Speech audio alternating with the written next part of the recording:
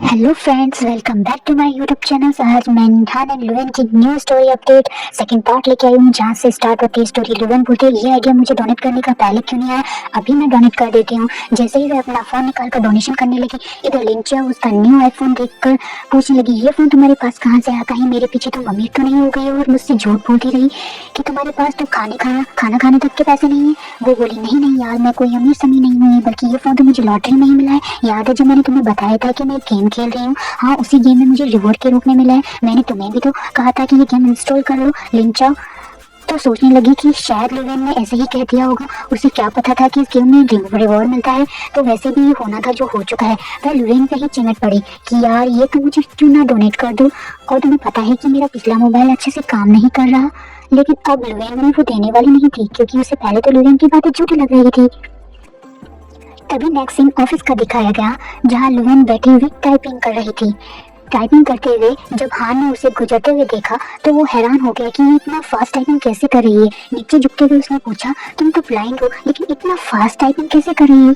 लुवेन पर तो जैसे अचानक बिजली ही गिर पड़ी हो और कहने लगी, नहीं बॉस, ये तो मेरे लिए बहुत आम सा हो गया है। मतलब कि ये चीज़ें तो इतनी सिमिलर हो चुकी है कि मैं फास्ट करने की हैबिट सी हो गई मुझे। इधर शाओ भी उसे देख ही रही थी और दिल ही दिल में कहने लगी, ये बॉस के सामने कितना शो ऑफ कर रही है। बस अब इतनी आसानी से तो मैं तुम्हें नहीं छोड़ूंगी। नेक्स्ट सीन में भी एक छोटू सा कैक्टस ले आती है और साथ ही साथ कह रहे थे कि लुवेन, अब इसके बाद तुम कभी भी चेयर के ऊपर बैठने के काबिल नहीं रह पाओगी। बहुत शौक है ना तुम्हें बॉस के सामने शो ऑफ और फ्लर्ट करने का उनके साथ में, इसका अंजाम भी तुम्हें भुगतना होगा। और वो चेयर पर कैक्टस रखकर वहां से चली गई। फिर दूसरी तरफ लुवेन हंसते मुस्कुराते हुए दूसरी तरफ से आती है और अपनी चेयर पर कैक्टस देखकर वो जान गई कि ये किसकी हरकत या किसका काम हो सके, और कहने लगी, अच्छा मेरे साथ दोनों भी। नेक्स्ट सीन में शाओ उसकी तरफ देख रही होती है कि लुवेन चेयर पर बैठेगी तो कुछ ना कुछ तो रिएक्शन देगी और वो इसके लिए खुश हो रही थी। तभी लुवेन जंप कर रही खड़ी हो गई। सबको लगा कि पता नहीं क्या हो गया। तभी लुवेन बोलती, नहीं नहीं कुछ नहीं, मैं तो बस ऐसे ही कर रही थी। शाओ मन ही मन सोचने लगी, इसका क्या मतलब है? उस कैक्टस का क्या हुआ जो मैंने उसकी चेयर पर रखा था? तभी वो चेयर पर बैठने लगी तो कैक्टस उसी के नीचे पड़ा हुआ था।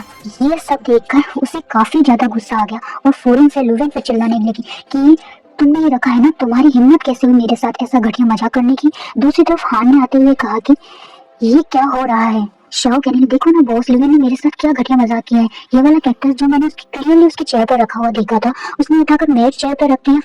अनजाने जाने में बॉस से उसने ऐसी बातें कह दी जो उसे नहीं कहनी चाहिए थी। इधर लुवेन भी अनजान बनने की कोशिश कर रही थी और कहने लगी, मिस शाओ, आपने इसे मेरी चेयर पर रखा था, क्या आप यही चाहती हैं कि आइंदा मैं कभी चेयर पर ना बैठ पाऊँ? ऐसा आप कैसे कर सकती हैं? ये सब बात सुनकर हान भी कहने लगा कि तुम्हारे पास कुछ ज्यादा ही फालतू टाइम नहीं आ गया? लुवेन, तुम तुम्हारा सारा काम इसके हवाले कर दो, तुम्हारा काम भी आज से यही करेगी। तुम अपना बैग उठाओ और तुम मेरे साथ चलो, मैं तुम्हें तुम्हारे घर छोड़ देता हूँ। जिस पर लुवेन भी खुशी खुशी उसके साथ चलने लगती है। तभी नेक्स्ट सीन में घर उसकी गाड़ी में बैठकर तब ले आता है। हान उसे उसकी गाड़ी में बिठाकर उसे घर तक ले आता है जब लुवेन को लिंचाओ की कॉल आती है, जो कहने लगी कि मैंने भी उसे गेम को खेलते हुए मोबाइल फोन विन कर लिया है। लुवेन भी उसकी इस बात पे बहुत खुशी मनाने लगी और वह इस तरह ये सब कुछ भूल जाती कि वो बॉस के साथ बैठी हुई है। फोन काटने के बाद में हान ने पूछा कि ये कौन सा गेम है कि इसमें आपको मोबाइल फोन भी मिल सकते हैं, जरा मुझे भी तो बताओ। लुवेन तो मजे मजे में उसे बताने में लग गई कि ये देखो, ये इस तरह के गेम है, आप इसे इस तरीके से खेलकर मोबाइल फोन विन कर सकते हैं। गेम के बारे में बताने के चक्कर में वो ये बात भूल गई कि बॉस के सामने ब्लाइंड होने की एक्टिंग कर रही हूँ मैं। हान भी स्माइल करते हुए कहते हैं कि ये गेम तो अच्छी है, मैं भी इसे ट्राई करूंगा। और दोबारा स्माइल करते हुए बोलता है, मगर मुझे बात समझ में नहीं आई कि ये ब्लाइंड लोग गेम कैसे खेलते होंगे। यह बात सुनकर लुवेन को याद है कि अरे शिट, मैं तो ब्लाइंड हूँ। और कहने लगी, आपको किसने कहा कि ब्लाइंड लोग गेम नहीं खेल सकते? और आप ये कैसे भूल गए कि मैं अभी 0.4% अभी भी देख सकती हूँ? कि इसके अलावा मैं आपको कुछ भी नहीं बताने वाली, अब मुझे चलना चाहिए। आफ्टर दैट जब लुवेन गाड़ी से नीचे उतरती है जहाँ काफी सारा पानी भरा हुआ था, और वह यही सोच रही थी कि अगर मैं संभव कर चलूंगी तो बॉस मुझ पर शक करने लगेंगे और उनको रियलिटी में शक हो जाएगा कि मैं ब्लाइंड नहीं हूँ।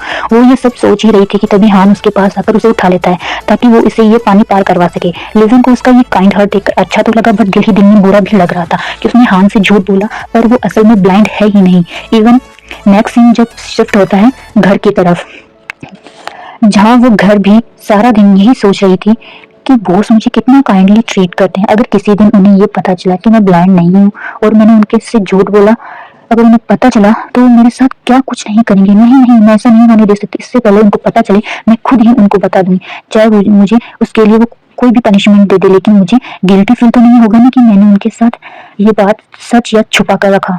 फिर जब नेक्स्ट सीन सुबह की ओर शिफ्ट होता है, जहाँ जब वो ऑफिस जा रही थी, तभी उसने एक लड़के को देखा जो ब्लाइंड लड़की को डांट रहा था कि अगर तुम अंधी हो तो घर जाकर बैठो ना, यहाँ बाहर क्या कर रही हो और बाहर आकर सबके लिए मुसीबतें बना रही हो। फोन काटने के ये सब देखकर लिवेन को गुस्सा आ गया और उसने कहने लगी, ओ मिस्टर, मुसीबत इसने तुम्हारे लिए बनाई है या तुमने इसके लिए बना दी? आखिरकार ये कौन सी बाइक चलाने की जगह है? ऐसा लग रहा है कि अंधे तुम हो कि तुम्हें रोड नहीं दिखाई दे रही। तभी शाओ ने भी इन लोगों को साथ देख लिया और जिस तरह लिवेन को उसे लड़के को ट्रीट कर रही थी, उससे तो उसे पता चल गया कि ये ब्लाइंड नहीं है बल्कि ब्लाइंड होने की एक्टिंग कर रही है। इसलिए तुरंत ही उसकी वीडियो बनाने लगती है।